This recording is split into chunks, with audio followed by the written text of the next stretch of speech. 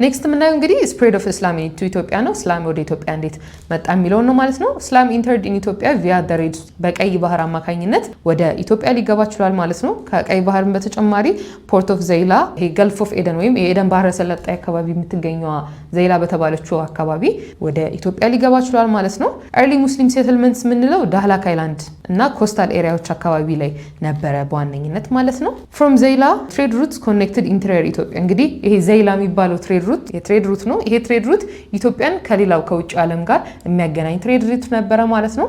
ሙስሊም መርቻንትስ ሴትልድ ኢን ማርኬትስ ኤንድ ኮንቨርትድ ሎካል ኮሚኒቲስ ፒስፉሊ እንግዲህ እነዚህ ሙስሊም መርቻንቶች ትሬድ ሩቶች አካባቢዎች ላይ ሴትል ያደርጉ ነበረ። እዛ አካባቢ ላይ የነበሩትን ህዝቦች ደግሞ ወደ ኢስላም ኮንቨርት ያደርጓቸው እንደነበረ ተቀምጦልናል። ነገር ግን ይሄ ኮንቨርሽን ፒስፉሊ እንደሆነ መረዳት መቻል አለባችሁ ማለት ነው። ኤሪያስ ኢስላም ሪችድ የሚለው ወይም ደግሞ እስላም ወዴት አካባቢዎች ላይ ደርሷል የሚለውን ስንመለከት በተለይ ወደ ሐረር፣ ኢስተርን ሸዋ፣ ወሎ፣ ባሌ፣ አርሲ እንዲሁም ደግሞ ወደ ሌላ ቦታዎች ላይ ስፕሬድ ሊያደርግ ይችላል ማለት ነው። ኤክስፓንሽን ሊንክድ ቱ ትሬድ ኢንተራክሽንስ ዊዝ ፓስቶራሊስት በዋነኝነት ይሄ ሪሊጅን ሊስፋፋ የቻለው በትሬድ ነው። ትሬድ ሰፖርት አድርጎታል ኢስላም ሪሊጅን አክሮስ ኢትዮጵያ እንዲስፋፋ ማለት ነው።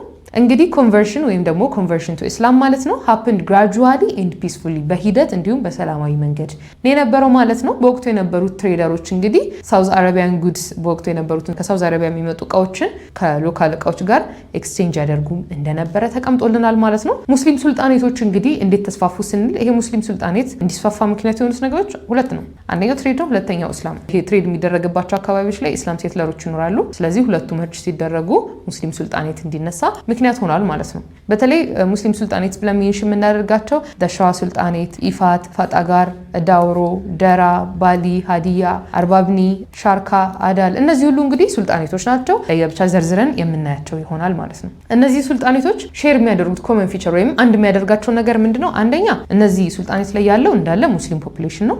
እንዲሁም ደግሞ እነዚህ ሱልጣኔቶች ሩለራቸው መሪዎቻቸው ሪሊጂየስ ፓወርም አላቸው፣ ፖለቲካልም ሊደር ናቸው። በሁለቱም በኩል ሁለት ፓወር ያላቸው ናቸው። እነዚህ ሱልጣኔቶች ደግሞ ኢኮኖሚያቸው ትሬድ ላይ ቤዝድ የሆነ ነው ወይም ዋና የገቢ ምንጫቸው ከትሬድ ነው ማለት ነው። አብዛኛውን እነዚህ ሱልጣኔቶች ሎኬት የሚደረጉት ወይም በብዛት ያሉት ሳውዘርን ኢስተርን ሎላንድስ ኦፍ ኢትዮጵያ፣ ክሪስቲያን ኪንግደም ሃይላንድ ኪንግደም ነው የሚባለው።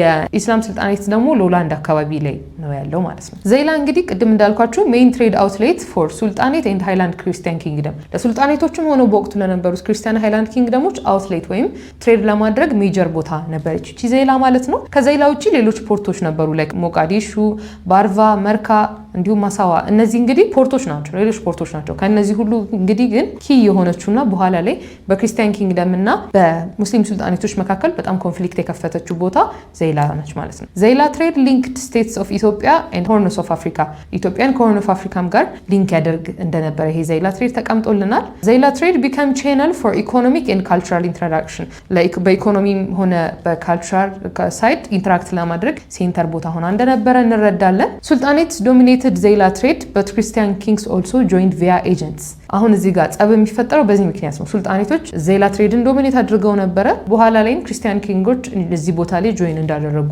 በዚህ ምክንያት ሁለቱ ክርስቲያን ኪንግደም እና ሙስሊም ሱልጣኔት ኮንፍሊክት ውስጥ እንደገቡ እንረዳለን። ሁለቱም ሳይዶች እንግዲህ ዘይላ የምትባሏን ቦታ ሞኖፖላይዝ ለማድረግ በብቸኝነት ለመያዝ ሞክረው እንደነበረ ጦርነቶችንም አድርገው እንደነበረ ተገልጾልናል። ይሄ ራይቫልሪ እንግዲህ በኋላ ላይ ረጅም ጊዜ ሊቆይ ለቻለው ኮንፍሊክት በሱልጣኔት እና በክርስቲያን ኪንግደሞች መካከል ረጅም ጊዜ ሊቆይ ለቻለው ኮንፍሊክት በር የከፈተ ነገር ነው ማለት ነው። ስለዚህ እዚህ ጋር ትሬድ ሶርስ ኦፍ ዌልዝ ነው፣ ገቢ የሚገኝበት መንገድ ነው። እንዲሁም ደግሞ ሶርስ ኦፍ ወይም ደግሞ ኮዝ ኦፍ ዋርስ ነው። በተለይ በወቅቱ ለነበሩት ሙስሊም ሱልጣኔት እና ክርስቲያን ሃይላንድ ኪንግደሞች በሁለቱ መካከል በተለይ ኮዝ ኦፍ ዋር የሆነ ወይም የጦርነት ምክንያት ነው የሆነው ማለት ነው።